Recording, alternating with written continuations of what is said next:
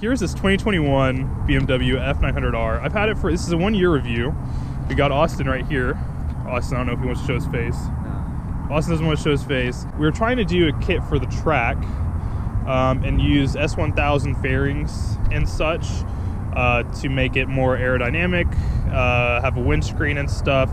So then I can use the naked style for the streets and then the other fairings for the track. And so in case I crash on the track, then I'll still have all of these, because these cost a lot more. We also had these custom painted. If you guys didn't watch the first video when I got it, about a couple months after I got it, or a few months after I got it, we ended up fully having these custom painted, beautiful gloss white with a blue pearl. The other day I ended up putting these lever protectors on. Love these. I mean, they make them look more aggressive. I think it's pretty, I mean, it's really nice. I think it's neat. But after 1 year ownership of this, we're sitting just about we're getting pretty close to 10,000 miles. And I think this is a great bike. The F900XR, I haven't rode one yet, but I think that the F900XR would be perfect for just canyon carving, commuting, stuff like that. This bike has enough power. It's perfect. Literally, it's perfect. There's some downsides of it. I think the add-ons too are really nice. We have cruise control, heated grips, electronic adjustable suspension. We've got a track screen. We've got this. We got that. I can't remember what all else we have, to be honest. We have different modes. You got like rain mode, road, dynamic pro, which is like a track mode to it. You can turn off ABS with it.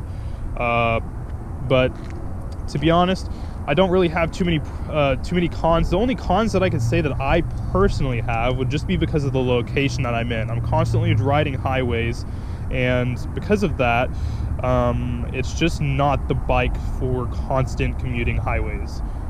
So if you plan on doing that with this bike, I would look for something different. I think a comparable, I wouldn't say comparably power-wise, but something that's more like it, similar to it, that would be better for something like that would be like the Aprilia, the RS660, or even an R7, if you're looking for something more sporty.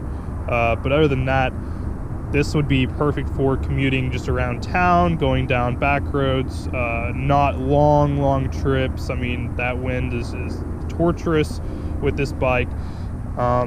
Another issue that I have is finding parts for this bike, and not just finding parts for it, but finding videos on how to do this, how to do that. We ended up tearing this whole bike down except for like right there where the frame is at. Everything below it was still on, like the engine and stuff. Took the airbox off, gas tank. I took the fuel pump out. I couldn't find any videos on how to like put the fuel pump seal in and this and that. But the F800 GS has the same design for the fuel tank, the bottom of it, like how it plugs in and everything, and the fuel pump. So that really helps. So if you have one of these bikes, something I can tell you right now is a lot of the parts will be interchangeable from other BMW models.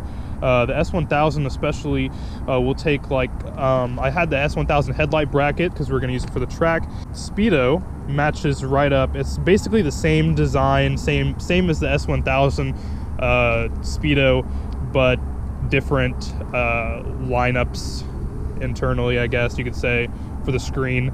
But it matches up. It mounts right onto the S1000 RR headlight bracket. The front fender has the same brackets. The S1000 RR front fender matches up. The fuel pump and everything, they have the same diameter, so I was able to put the fuel pump into the S1000 RR gas tank. But this bike is pretty simple. There's a lot that goes into it electronically, but this bike, it's perfect. It sounds great. We have a center stand too, so especially with the XR model, the center stand is going to be amazing. It's definitely going to help with just taking the wheels off, doing basic maintenance and stuff like that over time.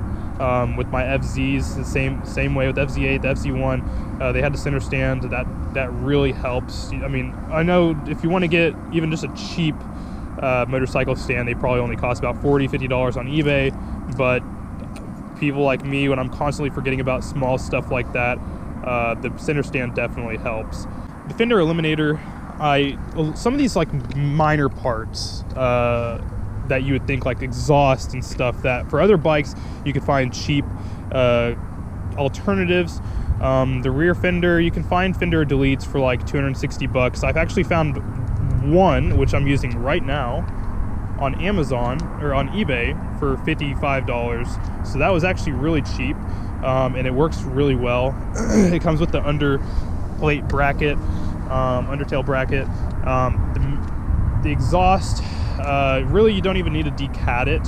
It's perfect the way it is. I mean, it took off the stock exhaust, ended up selling it to this amazing guy in California that runs a motorcycle shop, and this guy ended up wrecking, not him, but one of his customers ended up wrecking the XR model and scraped up the exhaust, and he was looking for another stock exhaust, so I sold it to him. But the exhaust setup is very simple. You can buy an aftermarket mid-pipe on eBay for about $80 to $90, and that is just very simple. I mean, you can see it right here. It's just a clip that pops on right there, and then it's right back out.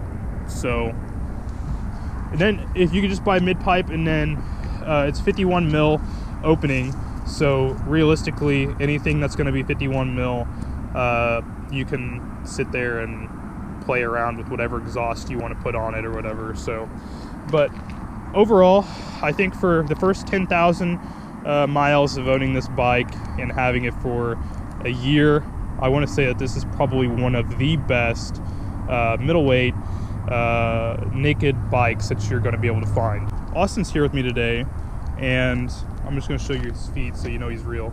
Austin rode the bike today.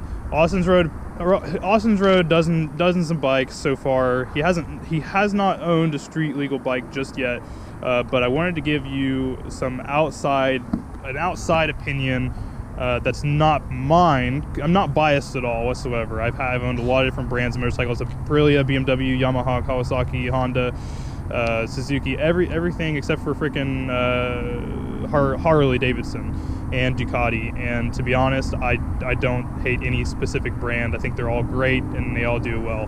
But here's Austin. I wanted to hear some of the pros from Austin real quick about the bike, because he rode it for about like what, 30 minutes. So we'll see. What's some pros, Austin?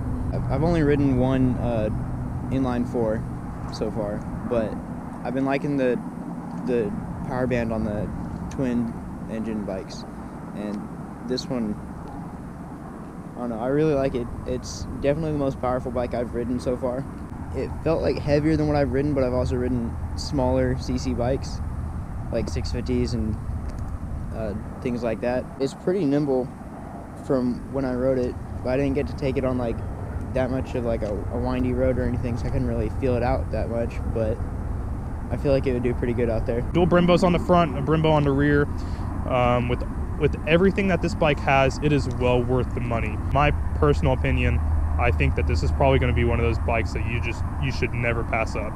It's a great bike. BMW did an amazing job with this. I haven't tried out the 800 models or anything like that, but if you're looking into getting the 2025 models and stuff,